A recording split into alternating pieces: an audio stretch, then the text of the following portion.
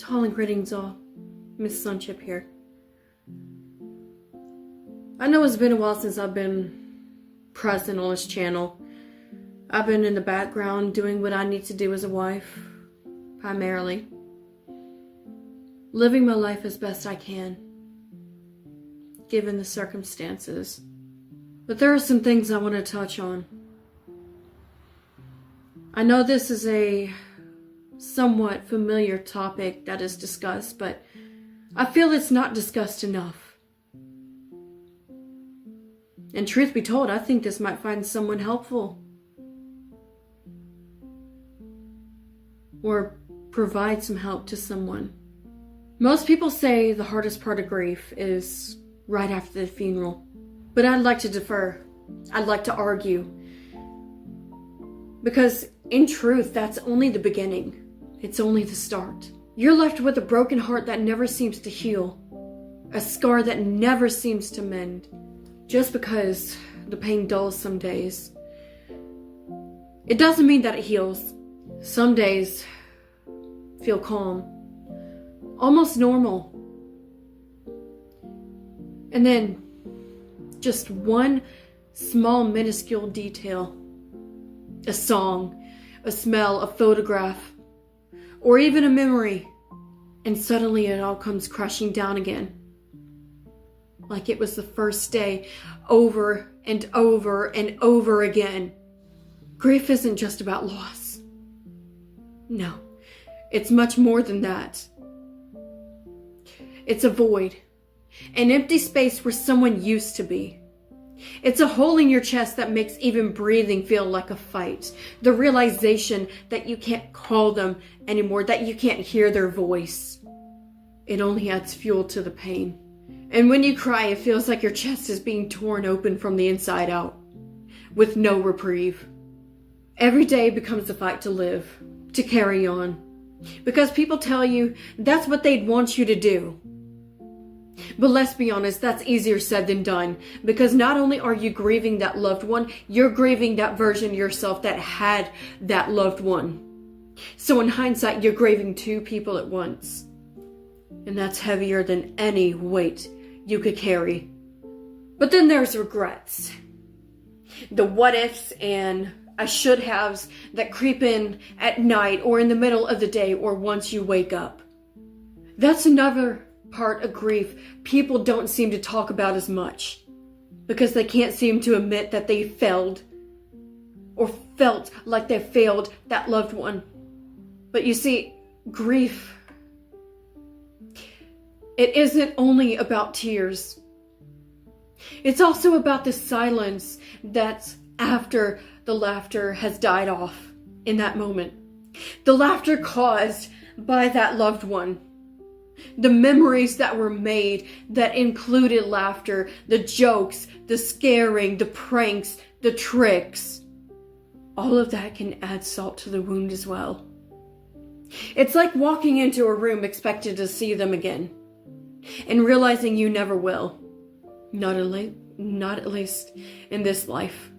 It's about carrying both love and loss at the same time, in the same breath. People like to say that grief gets smaller with time. But the truth, it doesn't shrink. It never does. We just learn to grow around it.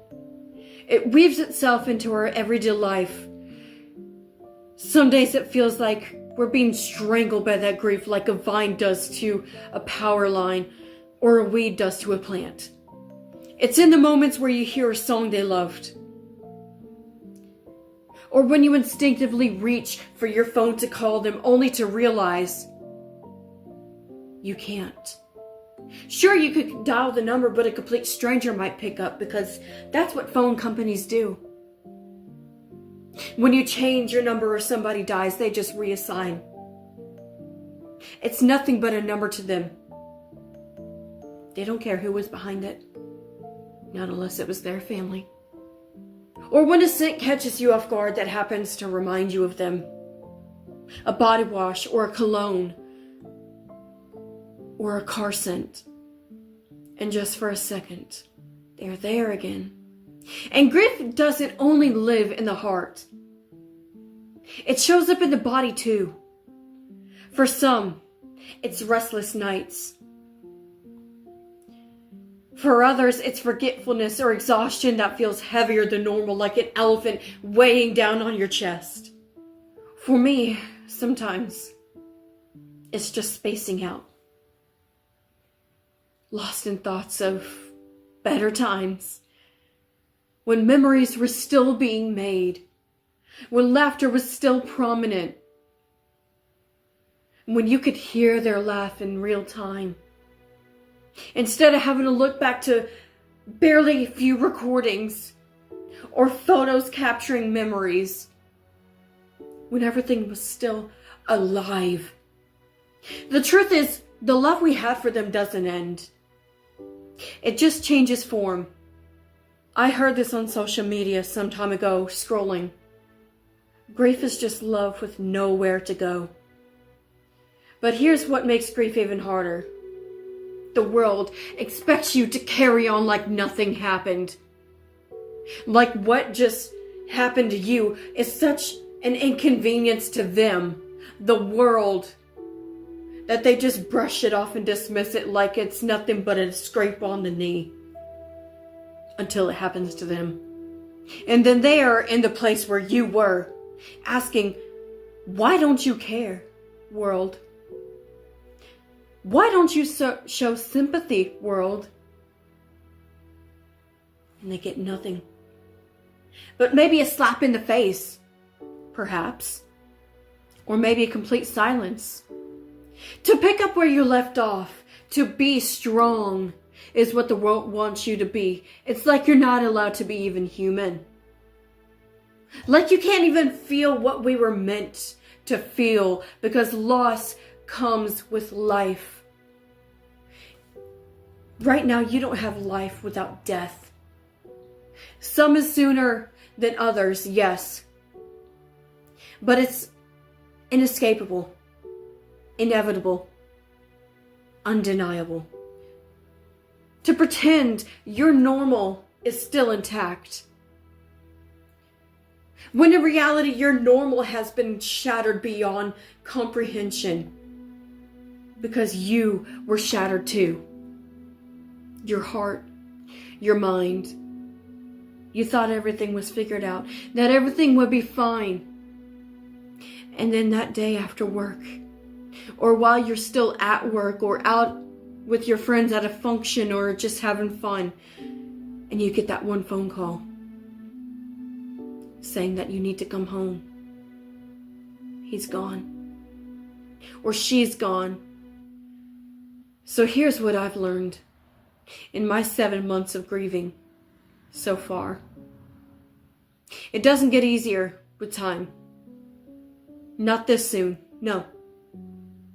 It's still fresh. We don't move on from grief. It's not a breakup. It's not a divorce. It's not moving to another state away from your family. We move forward with it. We take it along with us.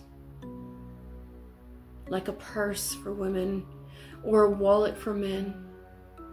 We carry it. We carry them. And that's not a weakness by any means. No. That's love. And in that way, love never dies. You see, it's not just when it comes to loved ones in the blood relative sense. It's about the friendships that you form with other people, whether in the outside world or at work, or maybe brothers or sisters in arms, formed through blood, sweat, and tears. Grief is just a journey, some will say. While it is true, it is the longest journey you will ever have, because from that day on that you lose your loved one, you carry it with you until the day you pass away. It becomes part of your life. No matter how much you will it to stop, no matter how much you will it to be shoved down to the darkest depths of your inner being.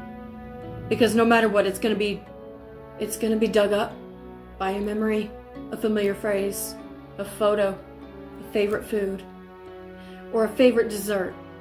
It's always going to come back, no matter what you do. It's not easy, I know, but the best thing you can do to reach out to those that care for you.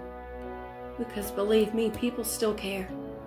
I know the world may not care, but the world is the world. It's not going to care whether you live or die, or succeed or fail. Granted, it might joke on you, or slap a label on you of failure, or gold digger, or anything you could think of. The world's going to slap labels on you no matter what you do.